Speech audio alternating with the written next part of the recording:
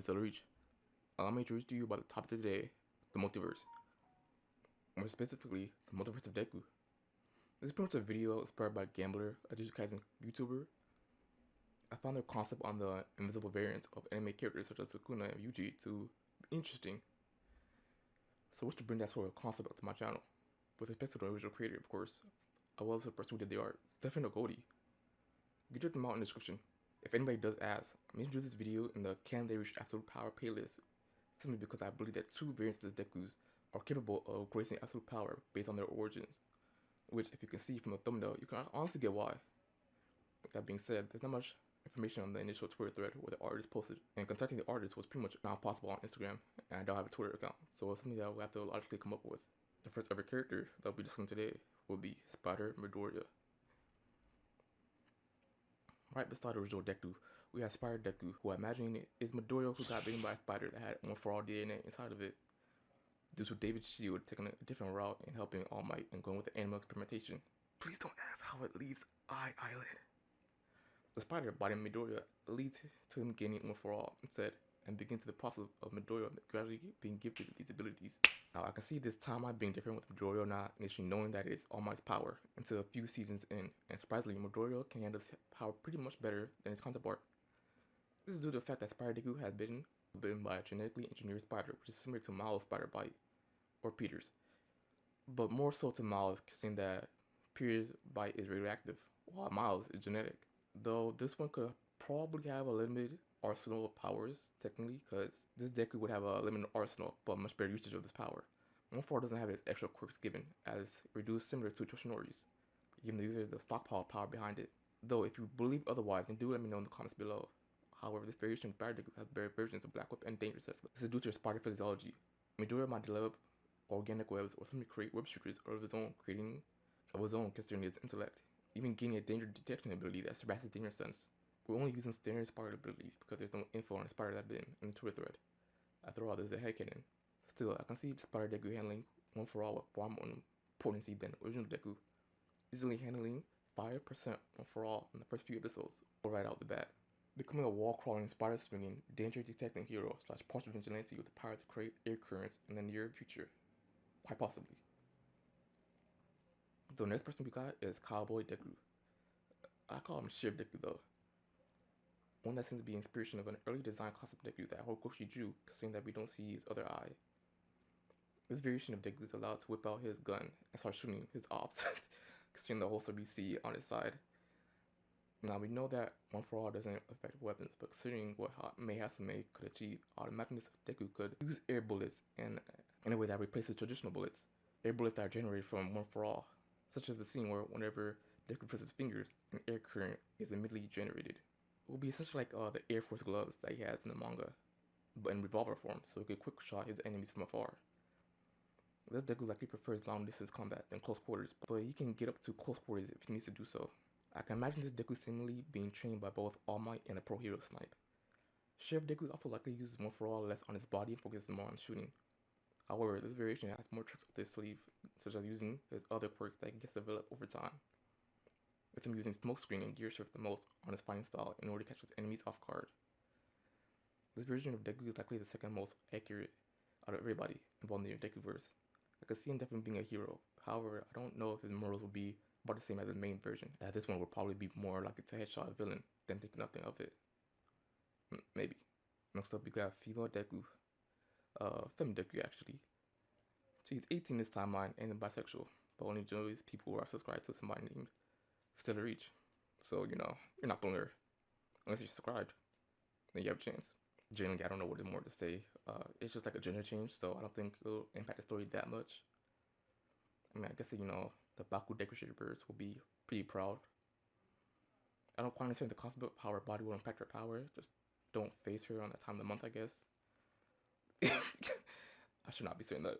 Alright, next up we got, oh my god, why I write this down? Okay, in the script it says Baku Deku, so blame somebody else, please. Anyways, next up we have Deku in Bakugo's fit. And let's not lie to ourselves, he looks tough. This version of Deku clearly does possess 1-for-all and the quirk explosion. I can even see him naming himself 1-for-all hero, Dynamite. Now this doesn't exactly move Bakugo out of this universe, because then he could be the opposite of his initial self, and simply because of the quirkless body. But what their future looks like is unknown to the rest of us. Our focus is on this variation of Midoriya anyways. This version, they possess the strength of One For All alongside with their initial quirk, Explosion. I don't think you could see them awake any other quirks along the way simply because it would be like too much of a toll on the user's body. Or the fact that Deku already has a quirk and therefore his lifespan can't handle it anymore. Any more quirks emerging. The user is already fine by itself too. Considering that the upgrade of One For All comes in conjunction with Explosion, it becomes something that melts solid rock down to lava, which requires an insane amount of temperatures. The fact that Explosion can reach up to that temperature means that Deku needs to be more careful with his quirk than his main timeline variation. This version of Deku does share the Prodigy trait that Bakugo does possess, but as well as his hot head temperature, which makes training with All Might tedious to him. There's a lot considering the control that Deku needs between Explosion and One For All. Arguably, he becomes the top strongest in his class and faces no deterrent until the invasion of the League of Villains comes along, unless she has that guy. Though by this point in time, Dynamite potentially squad wipes them, like literally all of them. They do not have the power to combat this type of version of Deku. However, there will be a major backlash later in life. This variation might only live up to age 32, considering he's granted the quirk by the time he's 14. Dynamite dies as a young hero, a sad tragedy. Okay, I'm gonna be honest here. I can't tell if it's James Bond Deku or Agent 47 Midoriya. One is bald and the other isn't, so I'm going to safely assume this is Agent 47 Midoriya. This version of Midoriya is raised as a Master Agent, somebody raised by the Hero Public Safety Commission. You know, the same one that would raise Lady Nagant and Hawks into becoming infiltrators / hitmen for Villain's group. The same commission that makes Agent Midoriya and throw him onto the path of infiltrating villainous groups and taking them down. It's honestly hard to say if this version gets One For All or not, but I'm going to simply assume they do, but they aren't that proficient in it, and we get access to like 5% of One For All. Only because any further percentages isn't needed for somebody that wishes for infiltration and self, then power. This is obviously a version of Midoriya that has a great approach that developed along his life, much like this first inheritor of One For All. Oh my god, I'm butchering that name. Okay. Toshitsu Kudo. I can also see Agent Midoriya being the type to awaken the other quirks, with Kudo and Bruce Lee mainly to allow him access to their quirk, unlike the main timeline counterpart where they initially refused Izuku of any initial access. I will see that this version of Midoriya being the pinnacle of variation out of any of the Midoriya such Dekus we've seen or talked about so far. This is due to the fact that they were raised at an early age in the HPSC. That's Midoriya we're talking about. You know, the same person whose tail just gives them the capability of fighting pro heroes pre-season 3. They're quite skilled in making multiple areas of interest and considered masterful and being a killer for hire. I'm not about to spend like half the video explaining Agent 47's powers. There is a lot of them. I checked out the wiki and there's a lot. I'll leave that topic for another day, if you guys wish. Do tell me about it in the comments below. It's hopefully assumed that their training comes easy with Agent Midoriya due to the peak human condition and they have the capability of going beyond 5%. Comment down below if you have any theories as to why Agent Midoriya doesn't bother going over 5% or simply does. Alright, next up we got McDonald's Deku. Okay, this is the good stuff, not gonna lie. This is peak video entertainment. This is McDonald's Deku. This Midoriya never became a hero and started flipping patties. I'm glad he's flipping burgers because this recording can get long and my mouth is hungry for some what? I'm not saying this. Man, fuck this. Anyways, subscribe so I can get to 100 subscribers. Alright, now this is the most beefiest, most strongest type here, and the most obvious. Hulk Midoriya. Now, first things first is that this isn't Izuku banner. This is still Izuku Midoriya, but instead of One For All becoming a strength enhancer, it's a transformation type quirk, allowing the user to transform into this green Goliath and progressively get stronger as long as they're filled with some sort of anger. Honestly, I don't know how this training session even goes because this changes a lot in the story. Now I'm going to try my best because I do want to explain its powers to you. Hulk Midoriya is considered a gamma mutate, receiving exposure of gamma radiation from a quirk that doesn't belong to them. That quirk is simply One For All, and receives training under the All Might in order to take control of the gamma infused quirk. Whenever One For All activates, it induces a state inside Midoriya that passively transforms into the green Goliath. We can see at like 5% is where Izuku starts to turn green and buzzes with energy, with the rest of the passengers following its Hulk transformation. That enables them to get stronger and become officially known as a power shifter. This quirk is considered an accumulation type transformation quirk that enables the lineage of One For All users to stockpile gamma energy to therefore give them a separate transformation of insane strength.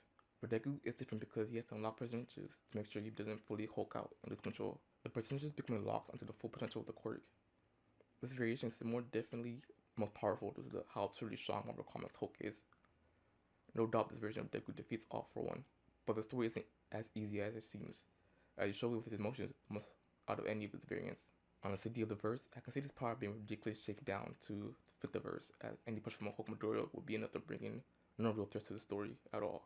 I can safely say that Hulk Midoriya is certainly the strongest here. Let's hope the rest of the verse scales to the version, or otherwise everybody's just cooked.